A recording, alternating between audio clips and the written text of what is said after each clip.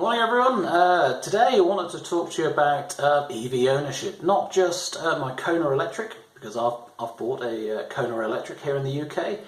What I want to talk about was I'm now 1 month in, roughly. I've owned the Kona Electric from the beginning of September, roughly, and it's now into October 2018.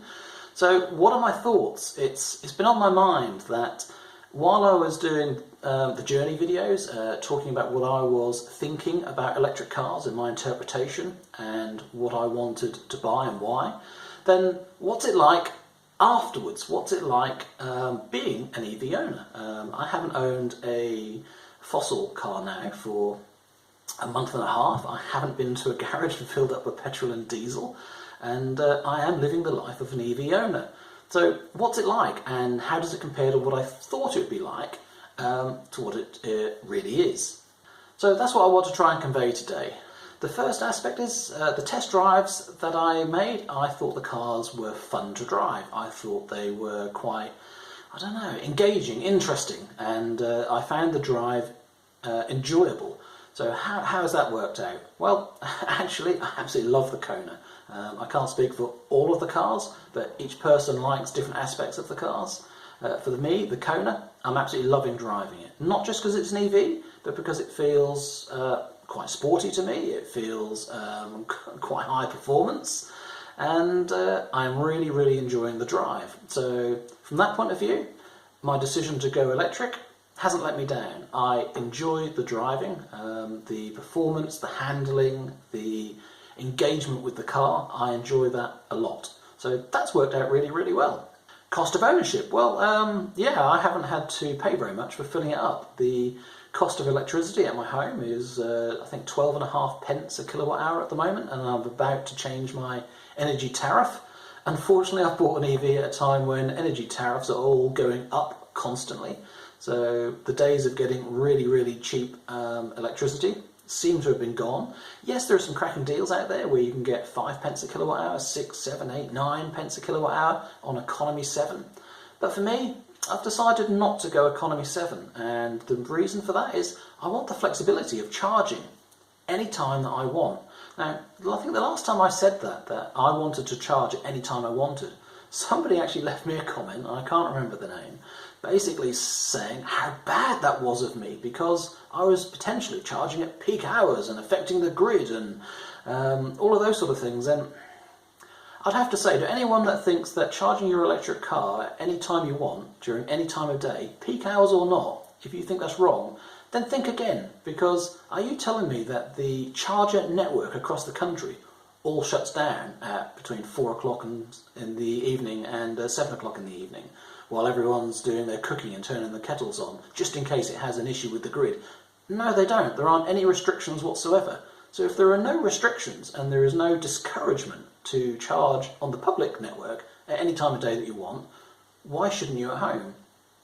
Now, I know there is a peak in the network at those times, but the network can cope with it. If it couldn't, then you would know otherwise. If the energy companies would prefer that I charge overnight and less during the day, then they should offer me more enticing deals to do that. So, with that in mind, yeah, I've gone off topic slightly. How has that worked out for me? Well, yeah, I'm happy because I can charge any time I like, and the cost, whether it's 12, 13 pence or even 15 pence, I really don't mind because it's so much cheaper than petrol and diesel. So yeah, I'm smiling on every journey I do, working out how little, not how much, it's actually cost to do that journey.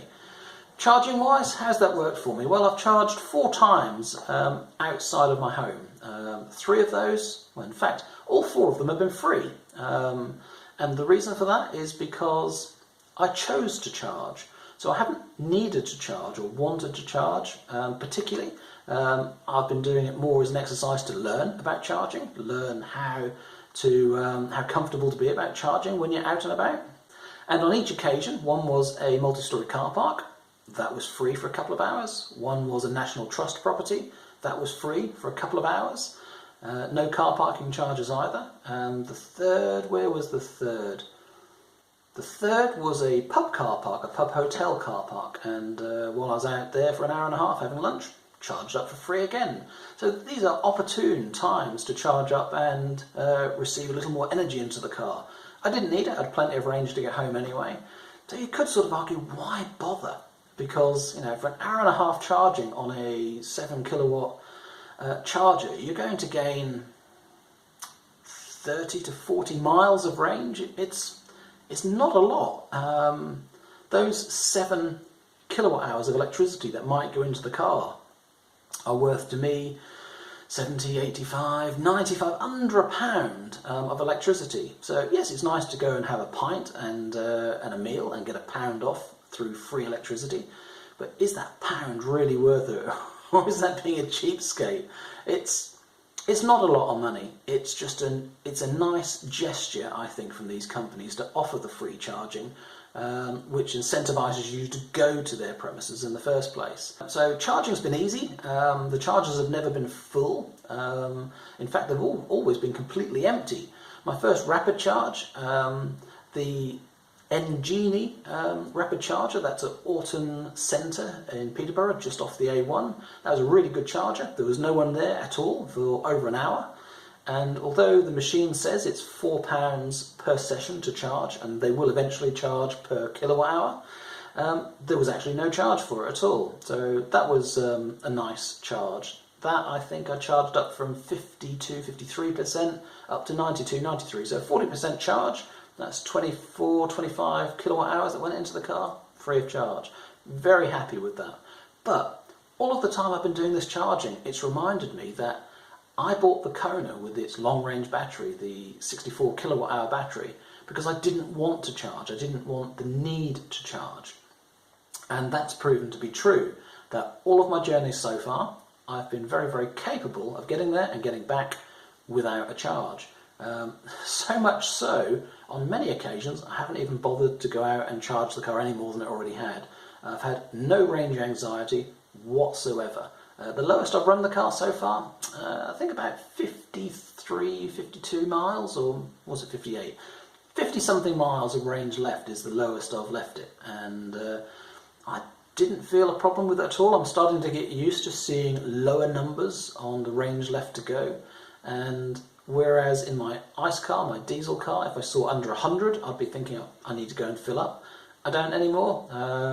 Probably I'd say how it feels to me is about 30%. When it gets under 30% on the battery, I realise that I'd like to be back home and like to charge it up.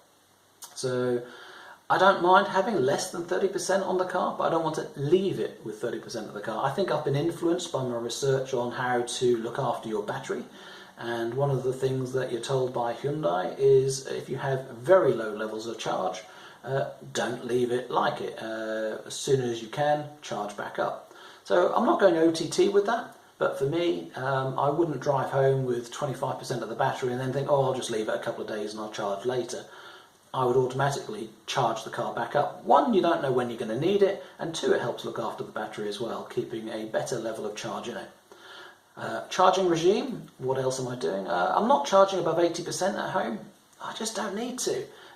If I know I'm going out for a couple of 100 miles trip, anything like that, yeah, then there's no harm whatsoever charging to the 100%, which I've done a couple of times, and then I'll go out. So I'm doing the same again, not leaving the car with very high states of charge for very long. In fact, I'm avoiding it so that almost when it reaches 100% or near to 100%, I'm then off driving straight away.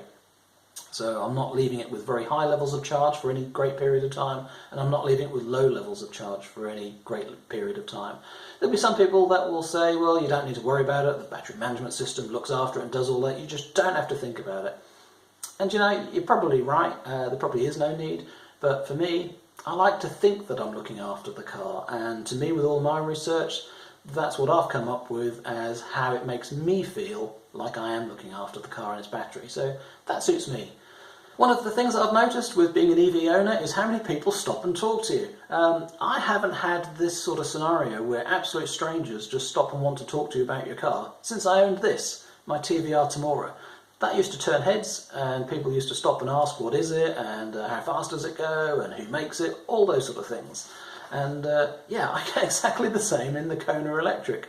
And I wasn't quite expecting how many people actually stop and ask you, and the variety of people. People point and say, oh look, he's charging one of those electric car things. Talking about other electric cars and electric car owners, one thing that I've noticed being an EV owner, I now notice the noise and the stink from petrol and diesel cars much more than I did before, which I find that quite a strange phenomenon. That yes, I was keen to go electric for some of those environmental reasons and some of those clean reasons, but I'm not a big supporter of it. It'll get there eventually, and I don't think we need to harp on about it too much. But when I was sat in a queue of traffic and I had a lovely Nissan Leaf in front of me, and there was me and the Kona behind them, and I could sense the quietness from my car and their car, and then on the other side of the road was just a stream of traffic coming the other way, of trucks, vans, cars, and the stench and the noise was huge. And it crossed my mind, what if every car was electric? How would it be? And yeah, the thought is actually really, really attractive. So forget the environmental reasons. Think about the noise pollution. Think about the air pollution of people in cities on really, really busy roads where there's a lot of through traffic. At the moment, they have to put up with a lot, especially lots of buses, trucks, vans, really noisy traffic. So if you took that away and put all electric vehicles on the roads, we'd have a really nice environment, and it would be much nicer to live in all of these places, and we wouldn't be what's the word, afflicted. Yes, afflicted by traffic. Traffic is a danger because of speed, yes, but the noise pollution and the actual air pollution is quite significant in some areas. So me as an EV owner now, I've now recognised much more what it would be like if everyone had an electric car, and all of the cars, trucks, vans, buses, cars, they were all electric. It's a really nice thought, and to think that that future will be here one day, and I'm quite convinced it will be. It's a really nice thought, and yeah, driving an electric car shows you what it can really be like and how much better it is. So for all of those people that are anti-electric cars, well, basically you just haven't driven one, and you haven't owned one. It's better than you think. It would be my thought to give to people. Another thought to consider is during the journey I was comparing the Kona petrol to the Kona electric, and one of the concerns of a lot of people at the time, and myself, was the cost differential between, let's say, a premium SE Kona 1 litre turbo petrol car versus the electric version. And is it really worth the difference? So if we're talking £22,000 for list price, top of the range petrol, 1 litre turbo in the UK, the 1.6 turbo 4-wheel drive, I think that's 26,000 or more, so it's even closer to the electric. But if we look at the level of 21 to 22 for that 1 litre petrol, is that worth 10,000 less, 10,000 more to the Kona Electric? So my Kona Electric, I paid 32 and a bit, I think, off the top of my head. So let's say it's a 10,000 difference between that top of the range petrol 1 litre and the top of the range electric. Is 10,000 worth it? Well, at the time I'd really question that, saying that's a 50% increase on the petrol cost to get an electric car, and yet the electric car actually costs less to manufacture and it's got a lot less parts on it. So forget the battery cost and the motor cost. It's hard to justify that increase. Well, having owned one now, I actually think it is worth it. Does it feel like a car that's worth £10,000 more? Yeah, it does. To me, the premium level, the additional features that come with it, and how it drives and what it actually does, and the efficiency and the little that you pay for the actual fuel, yeah, I think all of those things together, it really is worth the £10,000 more. So again, I find that interesting that while I was doing the reviewing and comparing of the options, I was more apprehensive about the cost differential between ICE car versions and the electric car versions. But now I've owned one, yeah, I'm very pro the electric side of things, and I do think it's worth the extra money.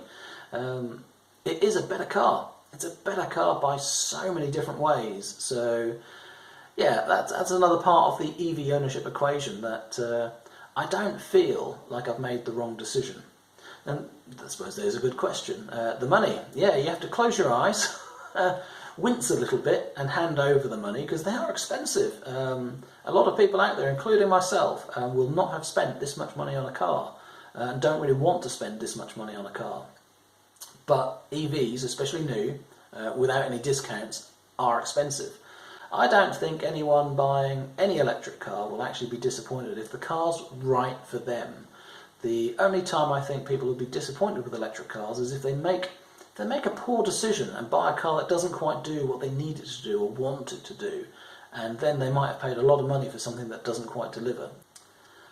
Overall though, and I'll save the biggest till the end, the biggest difference that I've noticed between having an ICE car and having an electric car is my desire to go out and drive it. And it's not just for the fun of the actual drive, I feel the car has enabled me to go to wherever I want to more often, because at no time am I thinking about the cost, other than how little it's costing me to do it. Previously, when it was costing me £15, £20 to go out for a journey, I would think twice about it. I wouldn't mind doing it once a month, once a fortnight, but would I really do it every week or several times a week? It's a potential large cost that adds up, and the freer you are from that higher cost per single journey, the more I want to do. So having an electric car that now costs me £2, £3, £4 to do that same journey that would have cost £15 to £20, it's not a thought anymore. It's a pint of beer. And putting it into perspective like that I can now do a sizable 180 to 200 mile trip out in the car, and it costs me no more than a pint of beer. In fact, most of the journeys that I've done so far have cost less than that because of the extra little charge I've been able to get while I was out. So the biggest difference that I've noticed is the cost and how it frees you up and how you have no more limitations about shall I take the car out. Short journeys was a pain in the diesel. In the electric, it's a pleasure. Doing long journeys was a pain because of the cost. In the EV, long journeys are an absolute pleasure. It's really comfortable, it's really quiet, it's a relaxing environment, and it's really, really cheap as well. So yeah, the biggest difference is the journey cost, the enthusiasm I have to wanting to go out and have a drive. So I'll try to do some more updates as time goes on. I'll try to do some updates about EV ownership and about the ownership of the Kona as well, the good things about the Kona and the bad things about the Kona. Yeah, I haven't covered those yet. So I will do those things, and I just thought it's time to get the first one out, and basically, yeah, 1 month in, EV ownership is good. Thanks for watching everyone, see you again soon, don't forget to subscribe, bye bye for now.